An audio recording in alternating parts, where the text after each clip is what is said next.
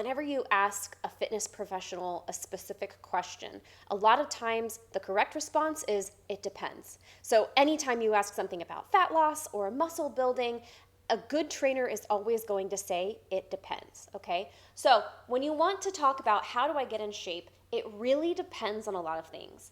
First of all, it depends on what exactly you mean by get in shape. Getting in shape can mean building muscle, it can mean burning fat, it can mean eating healthier, it can also mean just like generally establishing a baseline level of health. So before you can get in shape, you have to decide what that means to you. Now, if you're having trouble answering this question, that's okay, because a lot of people do. But I will tell you that the most common reason people come to me as a personal trainer is because they want to lose fat.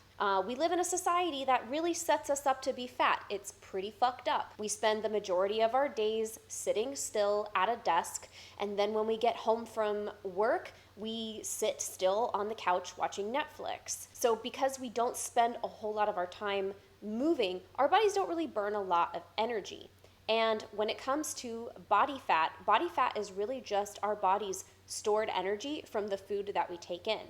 So if you struggle with being overweight and you struggle with fat loss, it really comes down to your body being in a position where you're burning fewer calories than what you're eating. So if you want to burn fat and achieve a healthy body fat percentage, then you're going to need to balance your energy budget. And that means monitoring and managing the food that you're eating, and then also getting your body moving so that you're burning more calories. In order to burn fat, you need to be in what we call a calorie deficit, which means that you're essentially taking in less energy from your food than what your body is spending. So there's two different ways that we can get your body into that calorie deficit. The most efficient way is to manage it through your diet. So we need to get you eating fewer calories than what your body is burning. In order to do that, we first need to figure out how many calories is your body burning every day. And one of the easiest ways to figure that out is to calculate your total daily energy expenditure. You can use an online calculator for this. Personally, I like to search for an estimate of maintenance level of calories, which is a pretty similar number.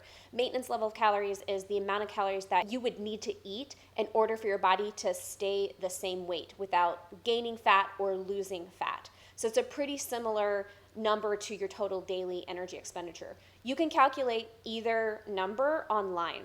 But keep in mind that anything that you calculate online is really going to be an estimate of what your actual maintenance level of calories is. In order to figure out how many calories your body is actually burning every day, you're going to need to test that number over the course of a week or more. In order to do that, you're going to need to track what you eat using a food journal or a calorie calculating app like MyFitnessPal or Fitbit. So you'll need to set your calorie goal to whatever number that you calculated as your either total daily energy expenditure or your maintenance level of calories.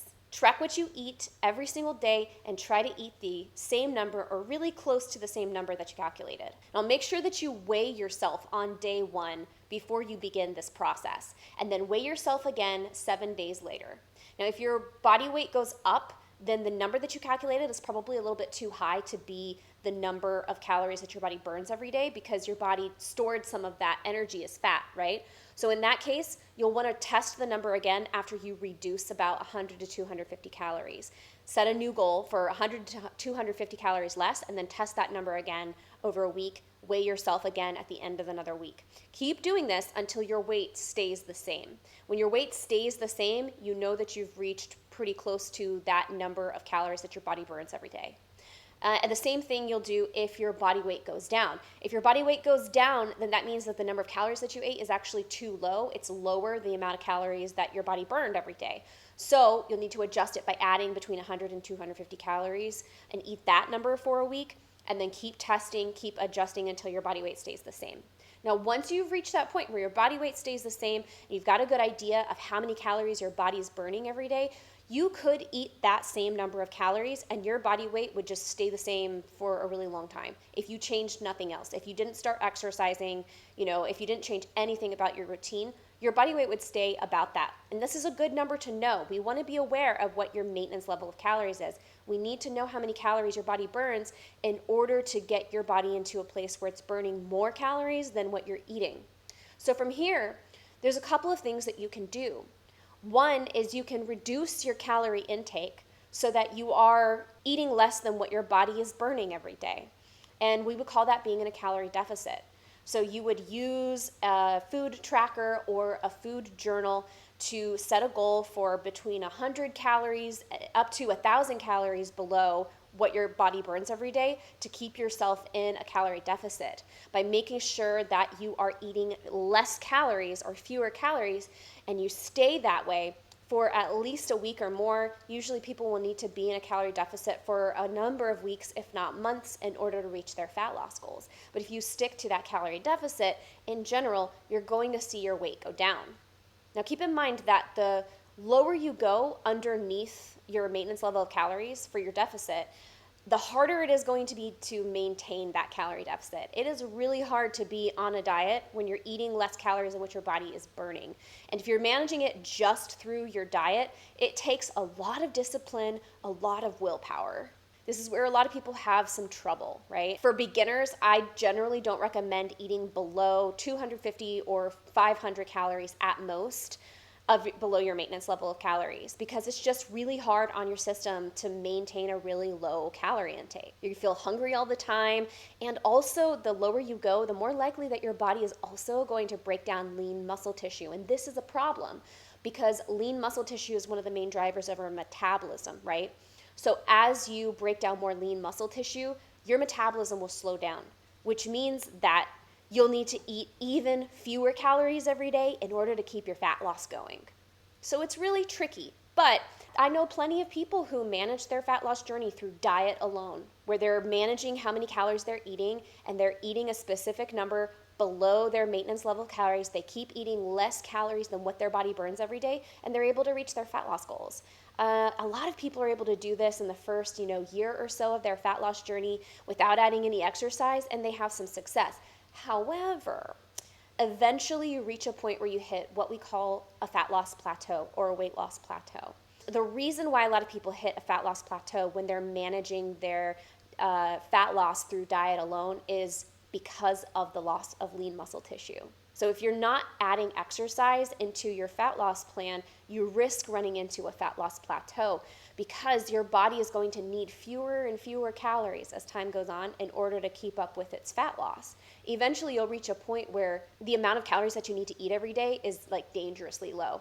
You should not be eating less than 1,000 calories a day. Less than 1,000 calories a day is like poverty levels, malnutrition. We don't want that. It's bad news bears. So if you reach a point where you have to eat less than 1,000 calories a day in order to keep your body burning fat, then you need to change up your plan, and we need to work on exercise. Now, exercise is a really great strategy for managing your body's daily calorie burn. But I do want to caution you before we move forward in this topic. You cannot outtrain a bad diet. Okay, a lot of people make the mistake of thinking that if they overshoot their calories, then they just gotta go on a really long run or do some super crazy high intensity ass blasting workout in order to burn off the calories that they ate. It is so rare that anybody's able to burn off calories from a really high calorie day, right? Just for context, I used to work for a facility that would market itself as saying burn up to 1,000 calories in a single 1 hour workout. If you are burning 1,000 calories in a 1 hour workout and you're doing that all the time, you are working way too hard. That is dangerous for your body. You should not be burning 1,000 calories in every single workout. And that's what a lot of people believe they need to do in order to burn fat.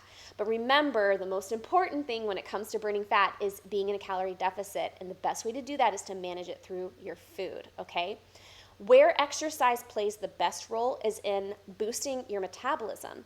You can get your body to burn a couple hundred more calories a day by adding exercise to your weekly routine. There's two kinds of exercise that you want to keep in mind here for your fat loss journey. One is your activity or cardio, which is just moving around, getting your body burning calories, getting your heart rate up. So cardio is one style of training that can be very helpful, where you can burn a lot of calories in one workout. But another really important style of training to keep in mind is resistance training. Now remember what we said before, that your body will sometimes break down lean muscle tissue when you're in a calorie deficit, in addition to your fat. The best way to combat that is eating a diet that's high in protein, as well as doing resistance training. Resistance training is a style of training where you're challenging the muscles in order to get them to be stronger or to build more muscle. Personally, for my fat loss journeys that I create for my clients, I like to use a combination of all three of these things. Managing the calorie intake is key, number one, and then also incorporating some activity and cardio as well as some resistance training. Now, when it comes to how much and how frequently you should do these styles of training, it really depends on your availability. Generally speaking, I think it's a good idea to set like a daily movement goal where you can, say, I'm going to go for a walk for 30 minutes, 3 to 5 times a week. You can also set like a daily steps goal to get yourself moving more every single day. For tracking your steps, you can use like a Fitbit device, an Apple Watch. You can even use your smartphone to track your steps and try to hit at least 3,000 to 4,000 steps a day. That's like the bare minimum for just basic health. But if you're trying to burn fat, go all the way up, between 5,000 and even 10,000 steps a day. Those are great goals to get you moving and burning more calories. When it comes to your resistance training, this also depends on your experience. There's people who are very beginners who've never picked up a dumbbell or never done like a plank or a push-up, or at least not since PE class in middle school, right? And so you really want to start with a program that suits your level, as well as the equipment that you have available, as well as your skill level, right? And the level of strength that you have. But generally speaking, we like to aim for like 2 to 3 days a week doing total body training when you're just getting started. Total body means that you're doing exercises for like muscles throughout your whole body. That's a great way to start, and I wouldn't do more than an hour of a workout every day, especially if you're a beginner. Don't train for more than 60 minutes a day. It's not necessary, and the longer that you train, the more likely you're going to end up burning yourself out, right? And then also keep in mind, you don't have to, like I said before, you don't have to ass blast yourself in these workouts. More moderate intensity is preferred here. You want to make sure that you're giving your body a little bit of challenge, because what we want is to challenge ourselves. That's how we grow. That's how we get the muscles to grow. But you don't need to go crazy, okay? So shoot for like a moderate to moderately hard intensity when it comes to your cardio as well as your resistance training. Now, the best recommendation that I can give if you are trying to get started on your fitness journey and you need a little bit of guidance is hire a personal trainer. You don't have to work with a personal trainer forever. I know that it's an investment. My programs are usually, at least for my online program, it's like $149 a month for one-on-one guidance. And that includes like a personal training plan with, exercise tutorial videos that I've created, as well as nutritional guidance. I help people figure out how much calories they should be eating every day and what their macronutrient distribution needs to be. And I help them to come up with a plan for how they're going to, reach their goals. And then I coach them, and we have like a one-on-one phone call every month where we adjust the plan and we go over our strategies and stuff. So that's how I run my programming. There's other program options, if people need more one-on-one guidance, if they want to see me more frequently, or if they want me to guide them through their workouts.